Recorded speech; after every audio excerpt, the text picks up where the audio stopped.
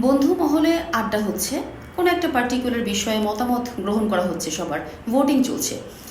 সেখানে আপনিও একটা মতামত দিলেন কোনো একটা পার্টিকুলার রেস্টুরেন্টে হয়তো বা খেতে যাওয়ার ব্যাপারে। আপনার মতামতটা গ্রহণযোগ্য হলো না, অন্য কারো একজন বা অন্য সবার মিলে যেটা বলেছে ভোটে সেটাই জিতে গেল, আপনি যা বলেছেন সেটা বাতিল, গ্রহণযোগ্য হলো না। আপনার কাছে মনে হচ্ছে আমার সাথে সব সময় এমন হয়, কোনো দিনই কখনোই আমার মতামতটা অ্যাকসেপ্টেড না। তারপর দিন সকালে অফিসের জন্য রেডি হচ্ছেন, অলরেডি একটু লেট, আপনি রাস্তায় বের হয়ে দেখছেন হিউজ ট্রাফিক। আমার সাথে অলওয়েজ এমন হয়, প্রত্যেক দিন সব সময় আমার সাথে এমনটাই হয়।